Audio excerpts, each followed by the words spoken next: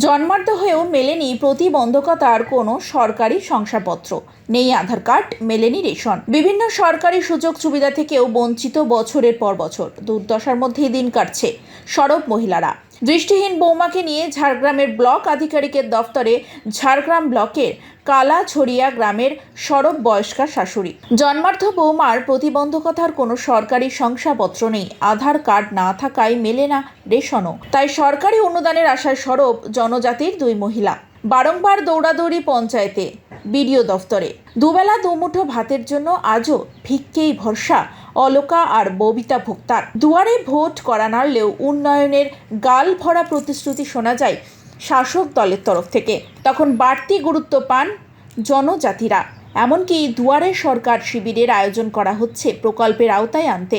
তবে ভোট ফুরলে ফের নেই রাজ্যের বাসিন্দা আদিবাসী জনজাতি।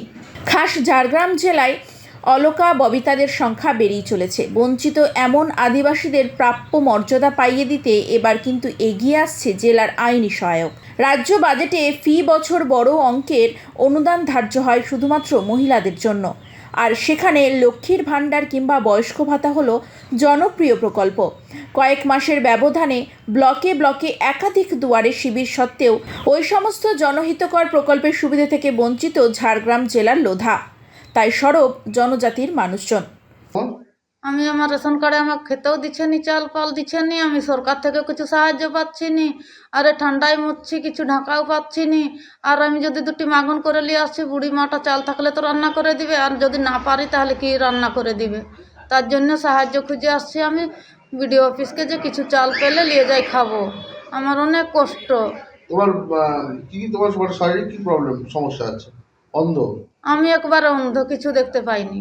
আচ্ছা, তো তোমার সামনে যে পঞ্চায়েত অফিস, সেখানে তুমি যাওনি অন্ধের জন্য? গেছিলাম, হবে নি। কি বলছে?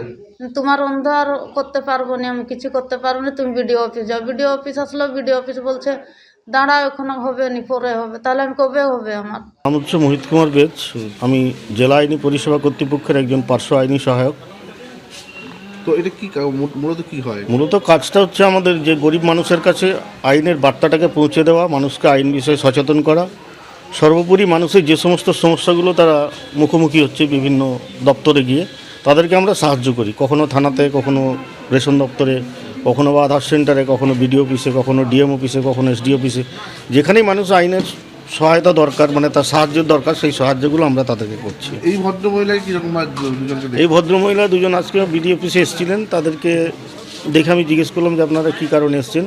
তো ওনাদের মূলত সমস্যা হচ্ছে, একজন অন্ধ বলতে গেলে, মানে উনি দেখতেই পান না। তো প্রথমে তাকে আমি জিজ্ঞেস করলাম আপনার কি হ্যান্ডিক্যাপ সার্টিফিকেট আছে? উনি বললেন নেই। তখন তাকে আমি বললাম যে সোমবার আপনি আপনার যে সমস্ত রিলেভেন্ট কাগজগুলো অন্তত আছে নিয়ে আসুন, তারপরে আমি ওকে নিয়ে রেশন দপ্তরে আসি, কারণ উনি রেশনও মূলত পাননি। তখন এখানেও রেশন দপ্তরের সাথেও তো কথা হয়, এবং সোমবার উনি কাগজপত্রগুলো নিয়ে আসবেন বলেছেন। আধার সেন্টারে এসেও কথা বলি। তো দেখা যাক ওনার জন্য আমরা কতটা কী করতে পারি। আমাদের যতটা সাধ্য তার মধ্যে থেকেই আমরা যাতে ওনার অন্তত কিছুটা সাহায্য করতে পারি।